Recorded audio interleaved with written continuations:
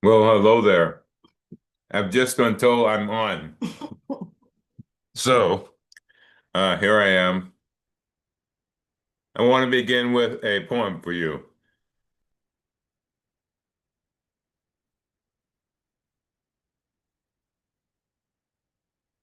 The golden light is waiting for you. Align yourself with it. It is already in you. Stop for a moment. You're in touch with your in-breath, your out-breath, and feel.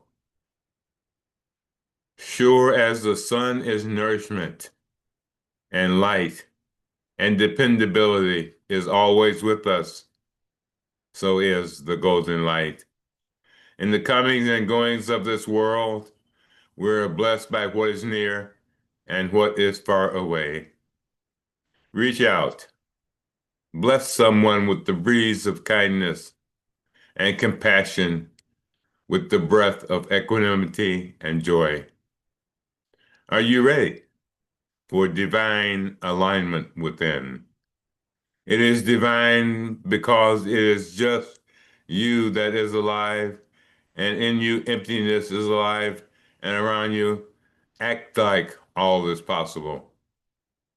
The secret of the golden light is it hides deep within the heart of consciousness. Become fully this light. See this world now, the world with your eyes of divine love, which is not yours alone. We are sustained by two powers, self-power and the power of others. Surrender the ego. Let it be touched by the golden light. Take the next step in depth. Reclaim how to go together. Rewire the brain from woeful endeavors. Take the next step, deepening with grace and with ease. Surrender to transformation. Dance, dance, dance with energy. Embrace, rest, still, be in the vibration of transformation that is this golden light. Thanks to Matt, we have playing a chant Om Namah Shivaya, um, done by Robbie Gass, who Peggy and I knew many years ago when he made this CD. It's there are many, many versions of this chant. But Shiva, if you don't know, is a major deity in Hinduism, is revered, and there are many chants and rituals. When I lived in India, I was always involved in some kind of ritual activity, which was wonderful, celebrating the archetypes and Ganesh and on and on. So Shiva is another one. Shiva stands for the cycle of life, that is creation and destruction in motion in a circle. And the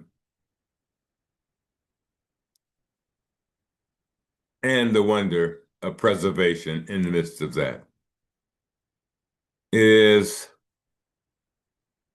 Robert Wright wrote a book a few years ago, New York Times bestseller, called Why Buddhism is True. And he based his conclusions, which he explained very well, that Buddhism is the mirror of what evolution is about. Human evolution is constantly the process of discovering what is painful, what is suffering, what can be avoided, what can be improved, and doing it, and then doing it again, and doing it again. So it is not some abstract belief structure from nowhere. It's what humans have always been doing, discovering our suffering and responding to it as best we can. It has fancy names everywhere around the world, but it's basically that. And the mantra for Shiva for me, is the mantra of transformation. And in this understanding, transformation includes destruction. And for those of you who are anywhere in the world today, you can feel this destructive energy and attitude. But please remember, you can feel the preservation energy, the creation energy as well. Don't be seduced by the myths of doom uh, because we're more than capable of figuring out what to do next if we put our minds and hearts to it. So Shiva, when I lived in India, I lived in a neighborhood that had a mosque on one side, which is right next to where I lived. And so I heard early prayers in the morning, the call to the temple. And right down the alley where I lived was also a Hindu temple.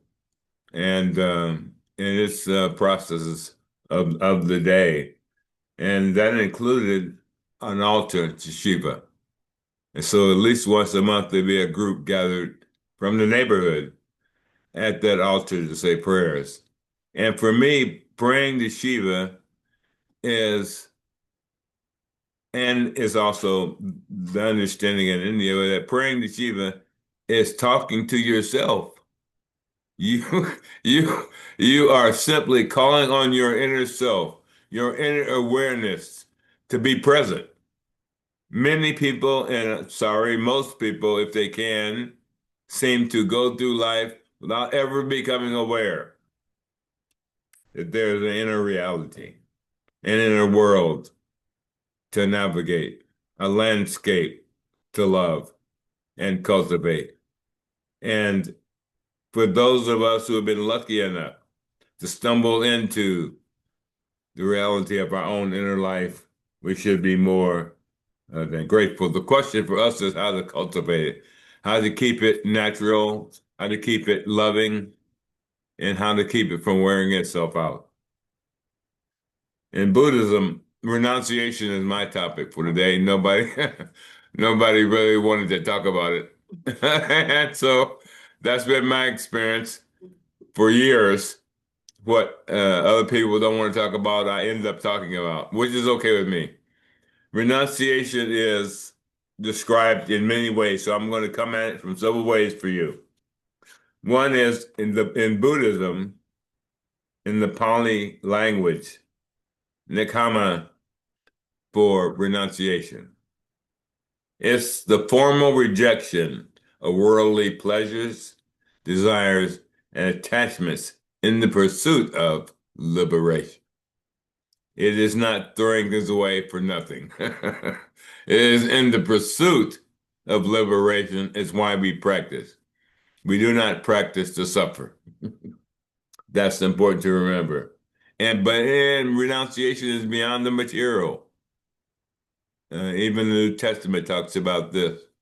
It doesn't help much if you give all these great things to the world and your heart has not changed. There's a story about that in early Zen Buddhism with Bodhidharma coming to China for the first time and did a presentation before the high teacher in China of Buddhism, and the king, who asked Bodhidharma, I've given so many temples and orphanages and so many good things. Do I get any merit? And Bodhidharma said, no merit. After everything he said he did that was good, Bodhidharma said, no merit. And the king, I think it was King Lon, asked Bodhidharma, who do you think you are? And Bodhidharma said, I have absolutely no idea. That's one of my favorite stories from Zen Buddhism. It's so great and so true. If we could have enough space in ourselves to live undefined, unconstructed, unconditioned, What I mean is not trapped by, not cut off from the wholeness of life by these patterns and energies. Renunciation is not aimed at depriving yourself. It is to be positive. If it's not positive and not liberating, don't do it. It has a deeper meaning. It's the mind, learning how to control your mind. What that means to me is learning how not to do everything your mind tells you. It means learning when your mind speaks, you know that's what it's doing. And you know that's what it says. And if you want to inquire further, you can know where that mind thought came from. Did it come from society? Did it come from my family, my ancestors, my workmates, childhood experiences in school? Where did that thought come from? And wherever it came from is fine. What's important is that you know you're able to recognize the voices in your mind and able to evaluate their worthiness for you and for the world before you take up that path. Constant practice. I know.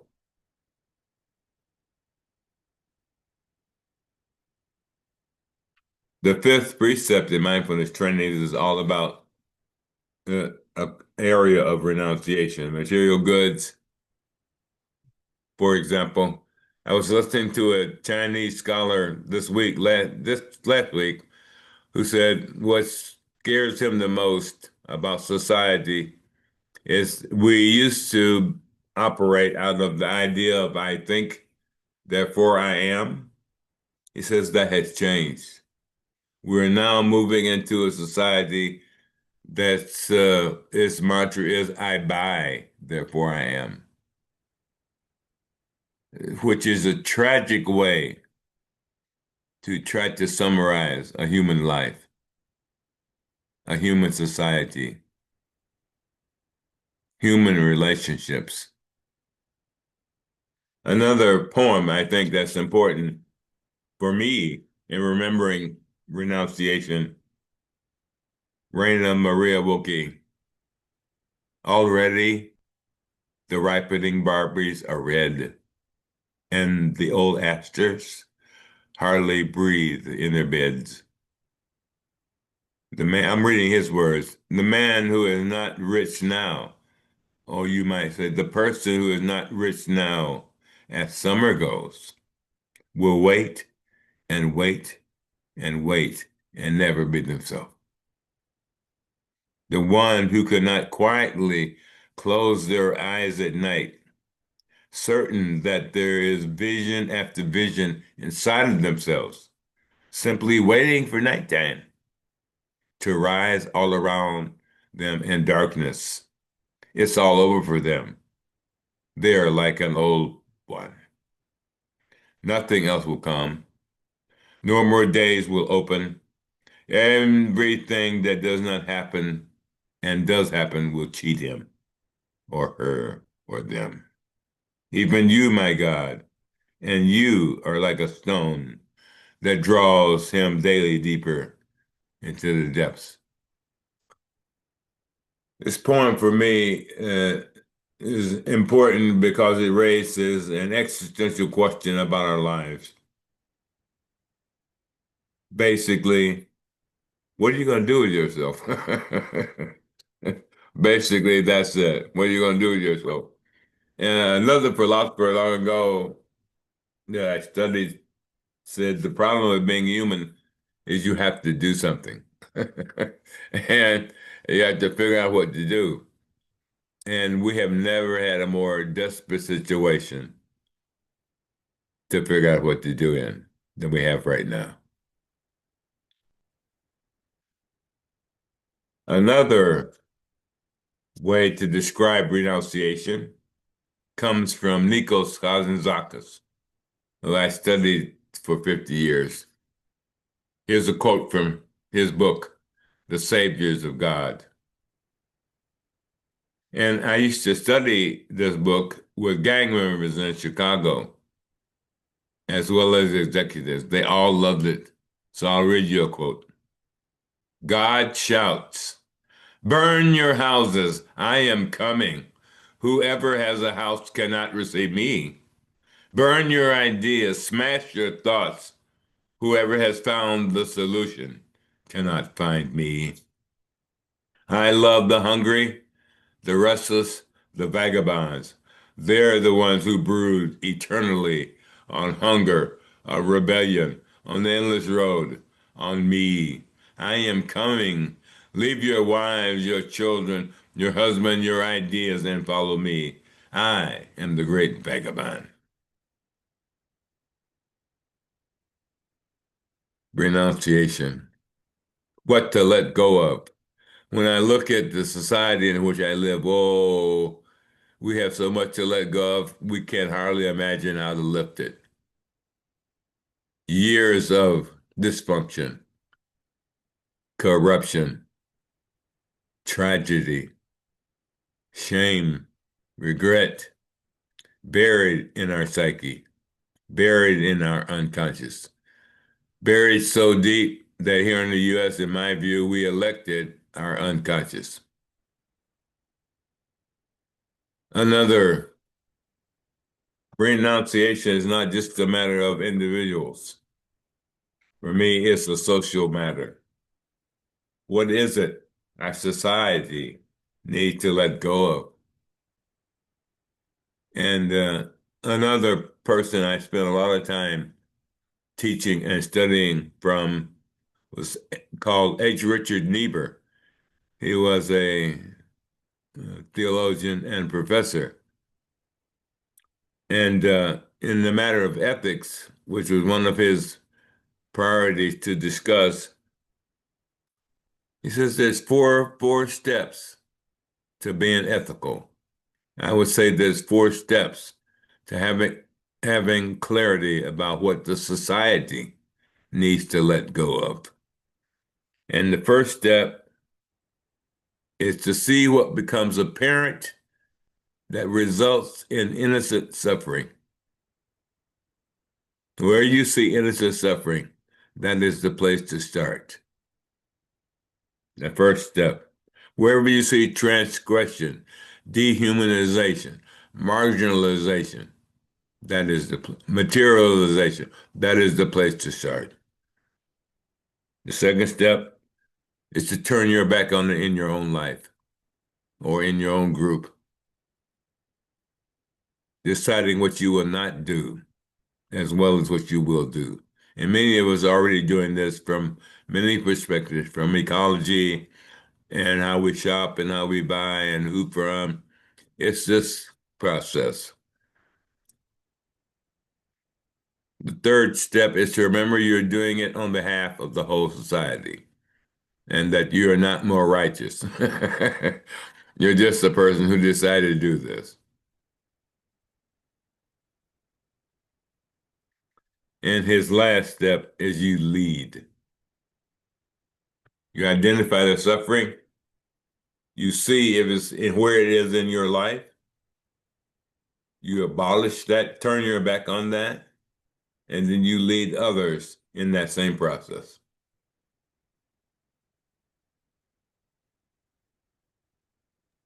But begin with being able to identify innocent suffering, economic innocent suffering, political innocent suffering, and cultural innocent suffering. Recognize it, study it, be clear about it so we can understand each other more, so we can care for each other more and more wisely.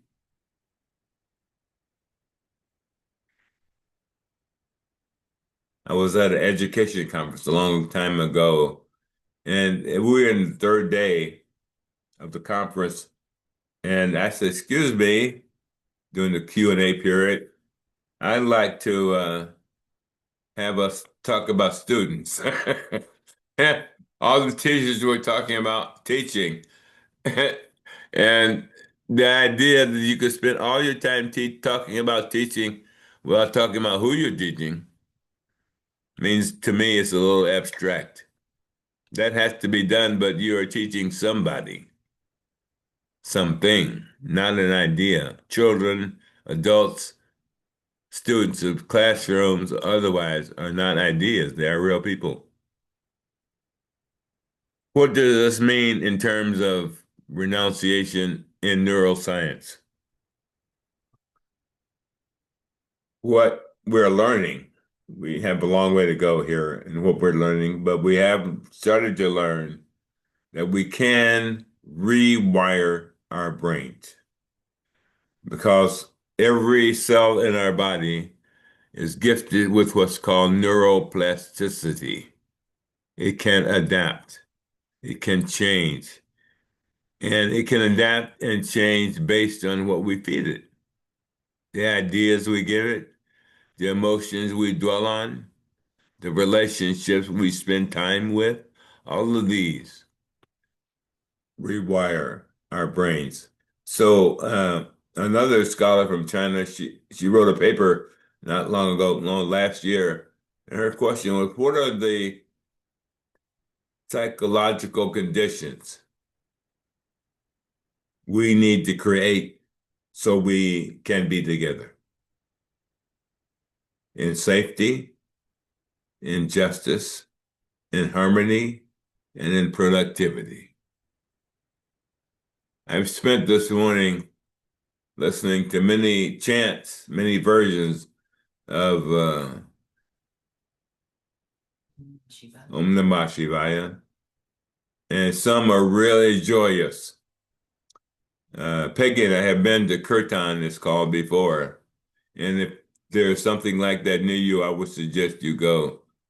Because what I find is that while this is happening, there's this feeling that everybody has of going together in a certain direction, both vertical in terms of energy and horizontal in terms of connection to others. And so it occurs to me that we are bereft in this area. Now we have some things, but the possibilities of having more creativity in this realm is very encouraging and very helpful to me. So learning how to release our mental energy in the right direction. Thich Nhat Hanh would say, learning how to selectively water the garden of our mind and of our heart. What do we water and give nourishment to, and what do we not water and not give nourishment to? One of the ways of renunciation that might seem unusual, but it creates an opportunity for empathy for yourself, for your society, for your community, and possibly new ways to trust. I went through a day a week ago, and with a lot of different people caring for me because of my physical situation at the moment. People brought food, people came by and walked the dog, which made Tashi very happy, and plus I ate very well. And I was just amazed. There are people coming to my kitchen who I've never seen over and over again, different people bringing ways to sustain me, to care for me. And it didn't seem unusual. We know how to do this if we are able to get literally in enough proximity to have a care network, enough proximity to others. And this is important for several reasons. One is many of us are caregivers or about to be caregivers, can be children, parents, etc. But we also need caregiving. And so it's very important to have a network, a sangha, whether it's called that or not, of care for one another. Many years ago, I studied the Mormon faith because I was studying everybody, and they have a beautiful model in their neighborhoods of knowing every single household. Everybody had everybody else's number if you needed help. What a concept of care. And in contrast, I lived in Hong Kong in an apartment building that had 8,000 people. So we have this range of our living environment. And I have also lived uh, in mud huts. I've also lived dodging bullets, crawling on the ground. I've also lived on Lear jets. And they're all basically, to me, the same experience. Spending time wondering about life and what to do with myself.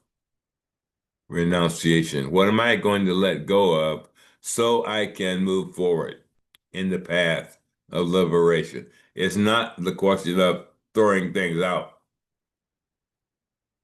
Like some of us, me, we go to our office and we start chunking things without paying attention to what we're letting go of. I'm not talking about that.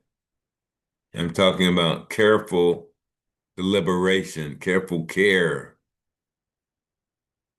in what you want to surrender so you can move forward in your life. And we have neurotransmitters in our brain ready to help us make these kinds of changes. Dopamine, you've heard all these terms. I won't go into all this, the neurochemical aspects. But one of our greatest obstacles in renunciation is fear. Fear of letting go. Krishnamurti, in an interview, said he was not afraid of death. He was afraid of what he had to let go of. He had to his fear was he had to let go of what was familiar, what was ordinary, what was habit, what was wonder, what was grace, what was relationships that he knew to let go of knowing and this comfort of routine. We are in the midst right now of rewiring our neural pathways. Our 10 million guests neurons in our brain is the estimated number. They talk to each other. Our brain, while it has hemispheres, but the whole brain works together. It's important to remember. It talks to itself. It reorganizes itself depending on what we feed it, what ideas we give it, what breath we give it, what joy we give it, what anger we give it, what anguish we give it. And all those things are part of our life. I'm talking about what we dwell on. I'm talking about what we really give our attention to. Because what we really dwell on and give our attention to, the mind becomes. And that's a neuroscientific statement, not just a Buddhist one. This renunciation has to do with acceptance of what is real. It's following up on our truth session. What is appropriate to let go of. And, this can be simple. It can be material, non-material. I have a friend who has a business of antiques, and he has too many. And and he has antiques from an era that no longer purchases them because the era no longer exists. And his children don't want it. And he's built a big warehouse to house everything. But he told me teary-eyed long ago. He wished he knew how to get rid of all this stuff. And so don't let yourself end up that way. Let go of what can bring freshness into your life. But that it bring any freshness, any new breeze, any new energy, excitement, hope. What good is it to keep? Um, Peggy and I get to practice this over many years. We have moved. People are always asking us, "Where do you live now?" And you were here, you were there. Yes, it's true. But we're not the only people in the world who moved a lot. But in moving, you do get to practice renunciation very concretely. What are you going to move and what are you not going to move? What are you going to carry? And this is an important question for society, every society. And if you look at the world right now, and look at South Korea, look at Japan, where I have been, you'll see a shift in population that is dramatic in terms of decline. But if you look towards Africa and Latin America, you see a shift in population that is growth. And you can go around the world and analyze this yourself. There are many reports, but the world is changing. That's not ever the problem for me. The problem for me is now, what am I going to do? Now that I know this. I had a teacher once in my earlier religious community who said, when things start to go downhill, don't worry about that. Put your mind and heart on the next hill. When decline is, I used to teach the Bible, Old Testament, New Testament, among many other things I taught in an academy I was a part of the faculty of.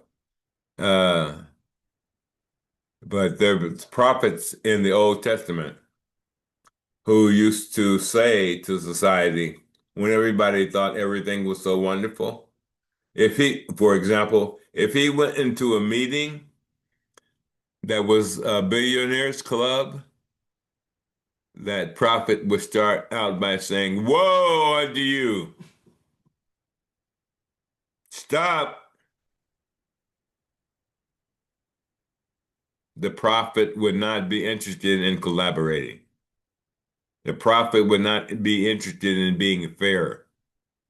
The prophet would be interested in being righteous, honorable.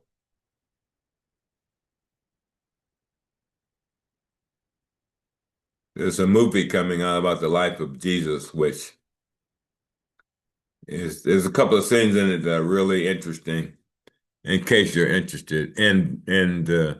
But throwing money lenders out of the temple, that is important teaching. Money lenders should never be in the temple. But we have built a society in which there are hardly any temples anymore, any cathedrals anymore, any churches anymore, any mosque anymore. There are banks. There are tech buildings. And while those functions in society are there, I'm not knocking them. I'm talking about our symbols of what it means to be truly human are confused. I think, therefore I am. The Chinese scholar I listened to last week says it is now shifted to I buy, therefore I am. I'm going to keep repeating that to sink in. So the question is, how do you want to define your humanity? This is the question for all of us that we face. And we don't have all the time in the world to respond to this question. It will require courage. and trust and new ways of being together. So if you have a chance, I would encourage you to go to a kirtan. My first one was in India in 1977. I was living in a little village working on agricultural products and roads and building schools and sanitation and living in the village. I was invited to a bhajan or a kirtan ceremony, and we went into a little room, and the music was there, and people were there. And the chanting started, and it went on for about an hour. And when we were done on the way out, the chant master said to me, "Have you ever been through anything like that?" I said, "Well, actually, yes." It reminded me of the 4 o'clock in the morning prayer meetings my grandfather used to take me to on Sunday morning. I mean, it really did. The vibration was the same. The sound of humanity recognizing itself was the same. We have got to take advantage of what we can learn from looking deeply instead of basking in superficiality, often for commerce sake. Renunciation is your decision, is my decision to go forward, to take a step into the unknown, to take a step into the next depth, the next heart, to expand our capacity for love. This is our next step as a species. And that love is not the love of anything, not watches, not cars, not TVs, not houses, not positions, not the neighborhood I live in or the brands I wear. It's nothing to do with those things. But it has everything to do with our reclaiming our humanity.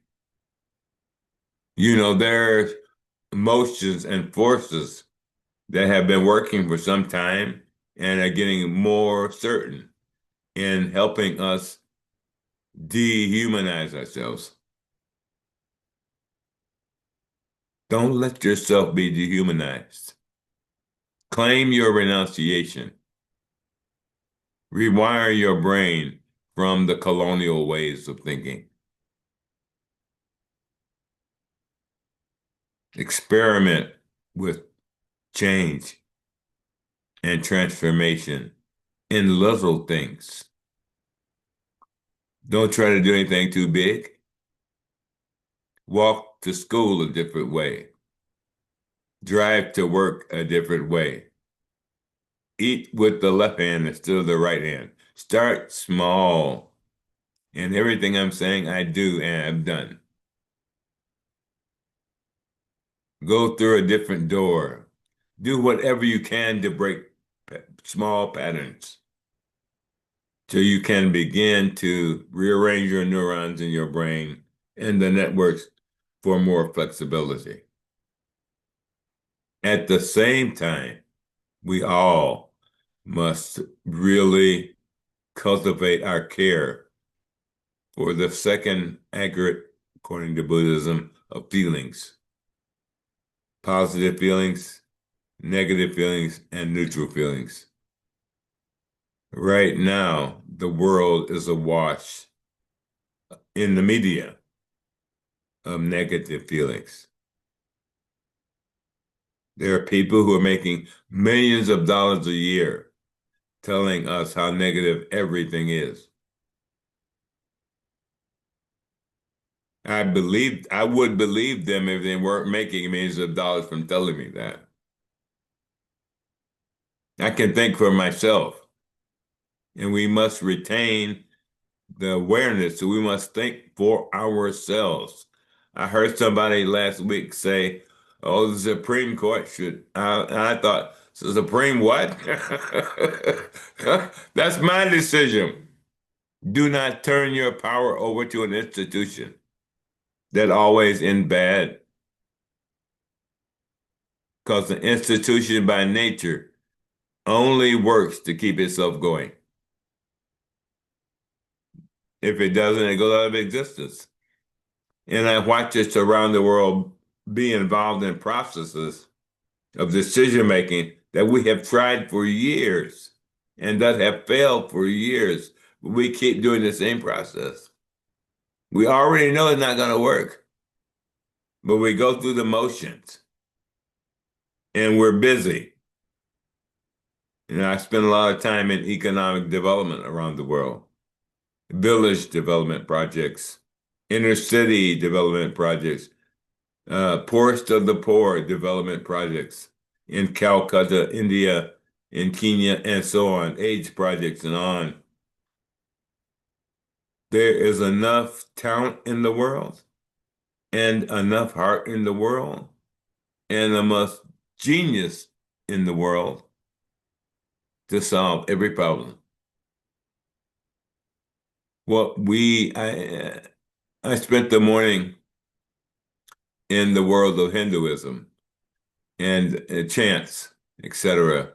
And what strikes me over and over is the togetherness of the experience. And I contrast that with my daily life. And, we're together when we're at the mall and at the movies. We're together in entertainment. But to be together in presence is quite different. To be together in soulfulness and the sharing of that soulful energy is quite different. And we must find new ways of doing this immediately because it's that energy and the mind that energy creates is the mind that can create the new world. That's why for me it's important. It's not a luxury. It is not some religious thing. It is a human thing. If we can reach the level of consciousness that's just the next level, not far from any of us, just the next level, what we see as the problems of the world today will vanish into a explosion of creativity and care. We have the resources. We throw away the resources. We just throw away millions of dollars of food for hungry children. Literally, we burned it, is what I just heard. What is this? Renunciation is also social. So we need to say, no, we don't burn the food for hungry children. No, we don't support war making like we are in Gaza. That's just the colonial mind on top of the colonial mind. And that is out woefully tragic. It's a habitual pattern of trauma, which creates more trauma, which recreates the pattern. I think that should be quite obvious by now. It's true in every period of history and with every peoples. The people who are less familiar socially are suffering from being disconnected to what is actually happening in the world today. The high power positions in society are lost in terms of being in touch with what's going on in the real world, the everyday world, the Henry and Gladys world. the world of moms and children and people who go to do a job, whatever that work is, which we all can be grateful for. Disconnected. And it is therefore unwise to have people who are disconnected in charge. How would they know? How would they know what to do? How would they know where the suffering is if they don't live in a place with windows to see it? Or are unwilling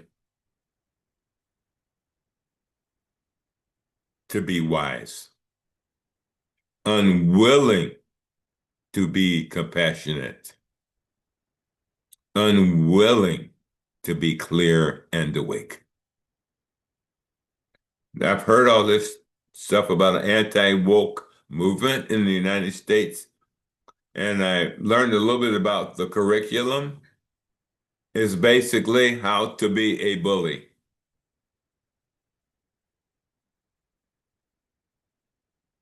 Huh. Sounds awfully male to me. Sounds awfully patriarchal to me, which I've never been able to stand ever since I was a child. I didn't have to wait this long to know this is stupid. And we have to be able to call things out, people. This is not a time to be silent. Otherwise, stupidity will reign. And if you look around everywhere in the world, you can see it. We do things that make no sense. We spend billions of dollars to figure out how to kill each other instead of what we could do to feed each other, what we could do to care for each other. We have some super talented creatures around the world, but we are most often, not totally, but most often engaged in a way that we are disrespected, underestimated. And I don't know how to describe this, but the glass ceiling of whatever society you are in is real. And you know this, or you should know this. And we have to break it everywhere because if it exists anywhere, it is not gone. It will be replicated. A person I respect a lot, his name is Dietrich Bonhoeffer, Lutheran pastor, Nazi resistor. He was such a resistor, he was arrested by Hitler and put in prison, and then later hung by Hitler for being in a group that was planning to assassinate Hitler. And Hitler hung him just a few days before the war ended. One of the things he taught was that freedom and responsibility are the same thing. They are not different. If you have freedom, you automatically have responsibility. Thich Nhat Hanh used to say, we have we had Statue of Liberty on the East Coast. We should have a statue of responsibility on the West Coast. This is the way Thich Nhat Hanh used to say it. Liberty is responsibility. We've got that wrong otherwise, real wrong.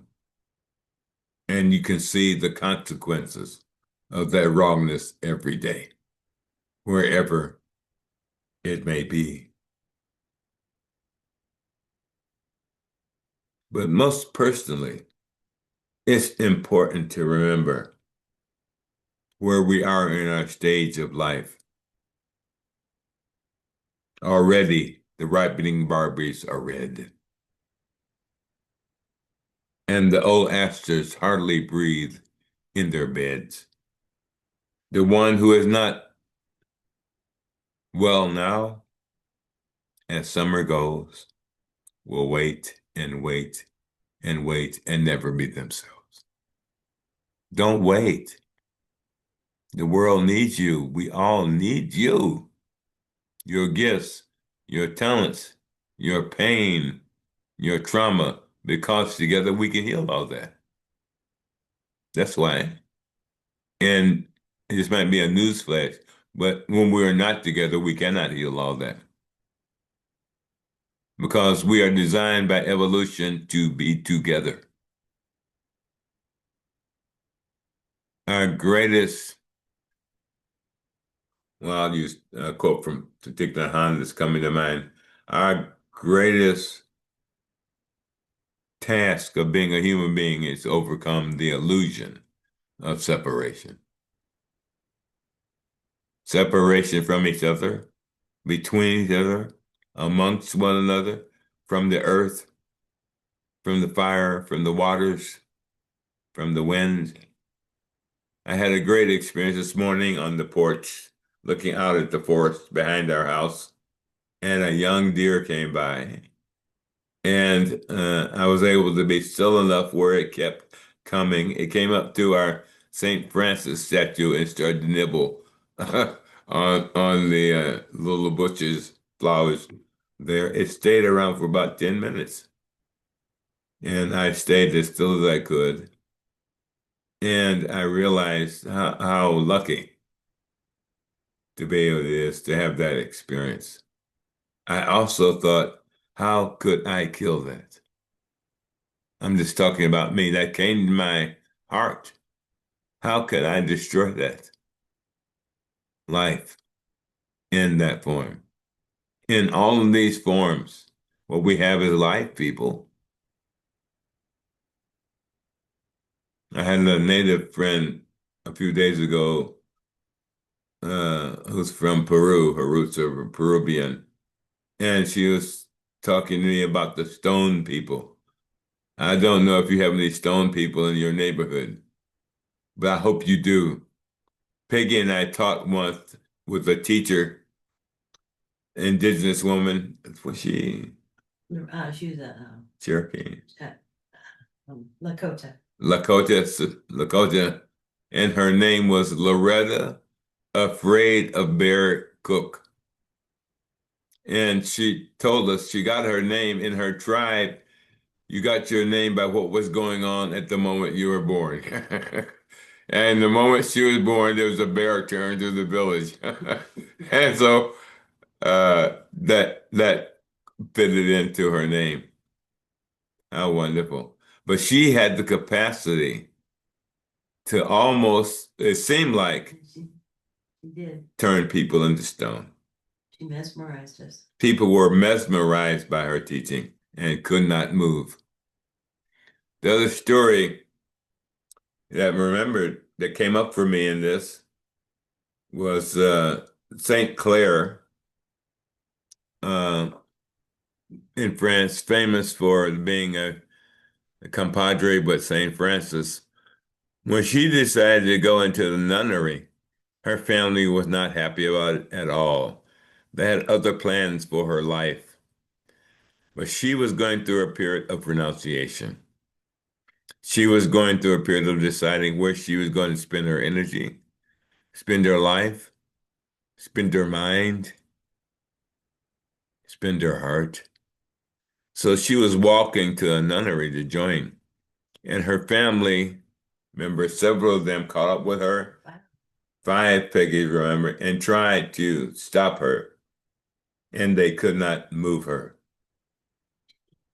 They dragged her.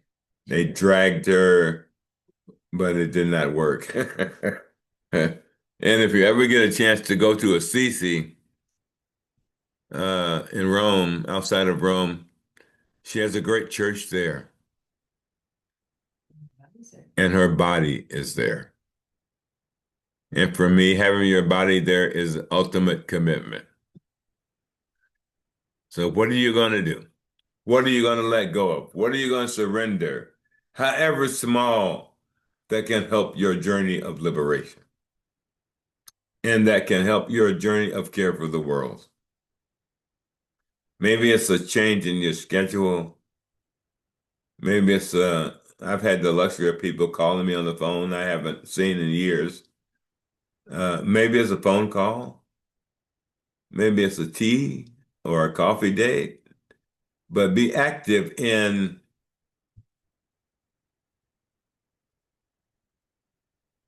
the journey. Don't go to sleep at the wheel.